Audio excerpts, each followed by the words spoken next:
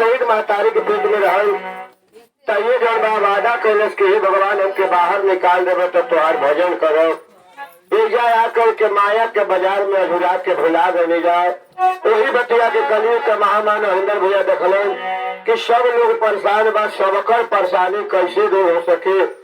इस सोच विचार करके शिव जी के गुरु बनौलन और गुरु बना करके 14 वर्ष तपस्या कैलन। जब महादेव जी प्रसन्न भैया तो कहले मानो का मांगा चाहत रहे। कहले हे गुरु हमके अन्न धन सोना चाहे रुपया पैसा ना चाहिए।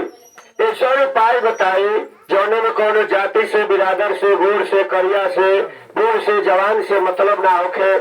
ऐसा उपाय बताई जौना के सभे करे और सबके लाभ मिले। वही 3 सूत्र बताऊनी।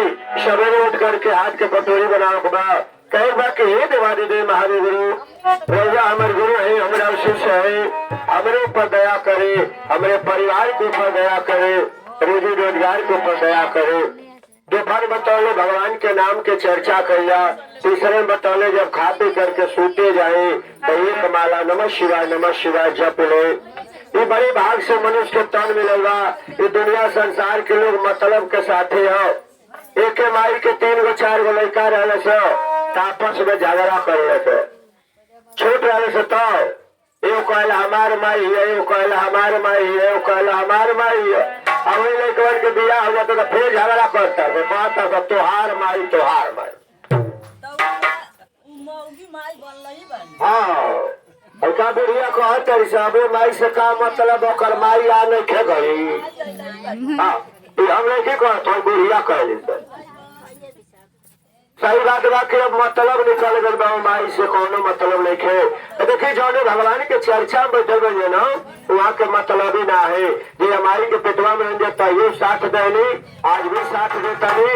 जब दुनिया छोड़ के जाए तैयो साथ तो ताली बजाओ जाओ। और ताली बजा करके सबसे पहले अपने देवादिदेव महादेव गुरु का अपने चर्चा में बुलावल जाओ कि हे महादेव गुरु हमने के चर्चा में आए और आ करके हमने के सद्बुद्धि दे, ज्ञान दे।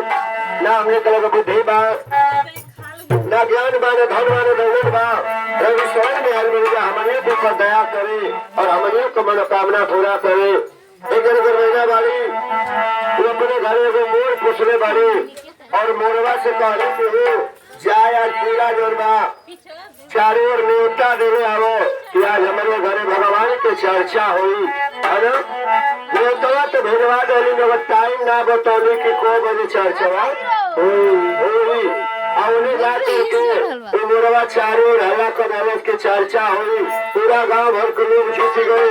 बोले बाबा भिजा गए और इन्हें सोचे तरीके दादा टाइम तो बतौले ना। इन्हें भिनसवारी के दादा सभी जुट गए करे तो का करे कैसे कहते हैं